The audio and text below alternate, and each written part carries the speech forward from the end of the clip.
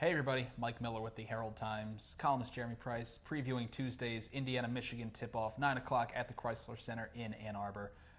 Indiana falling in the polls Monday after a bit of an uneven week last week, falling at Wisconsin, coming home, and really just surviving a game against a Minnesota team that just wouldn't go away in the second half. Indiana is number 21 in the USA Today coaches poll, 22 in the Associated Press top 25.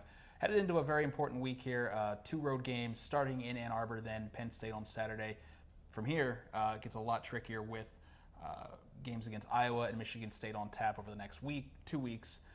So these are two road games where Indiana will have a good shot to win, and I think it's very important that they absolutely do so.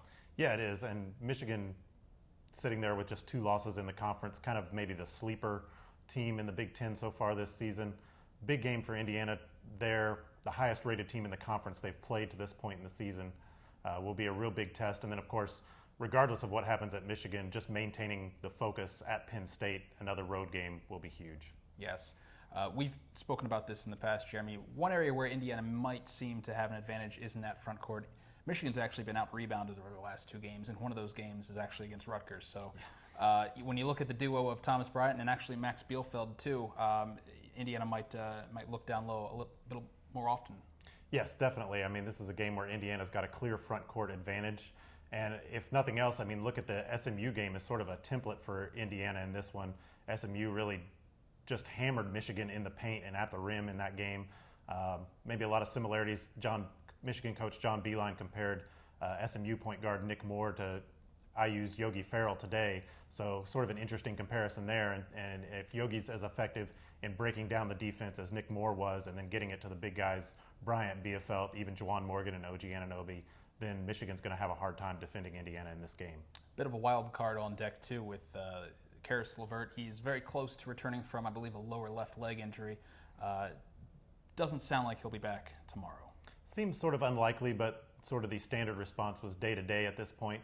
And Michigan is interesting in that they've done this, racking up a 7-2 mark in conference without Caris LeVert. Not unlike Indiana, who's done the same thing, going 8-1 without James Blackman Jr. Just one of the many similarities, I think, between these two teams. Yeah, no doubt about it. Hey, they also share a player to a certain degree. Max Bielfeldt, going back to Michigan, has a Michigan degree, graduated from Michigan in the spring. Sort of an interesting situation that led him to Indiana. He could have returned to Michigan last year for his final year of eligibility. What happened was it seemed that Michigan actually wanted to open up a scholarship for an incoming recruit, told him, thank you for your 4 years, 3 years of playing time. Best of luck. You may transfer anywhere. That includes in the conference, and he ended up at Indiana. Certainly going to be a emotional return to Ann Arbor for Max. Yeah, and he's proven to be a huge boost for this Indiana team. And as it turns out, I think in retrospect, maybe Michigan wishes they hadn't let him go, because there certainly would have been time and opportunity for him to contribute to them. But he's been huge for Indiana, and he'll have to be huge again in Ann Arbor. 9 o'clock, Tuesday night, ESPN. You can find the game there. You can listen online, too. Jeremy will be up there in Ann Arbor. We'll catch up later. Thanks, guys.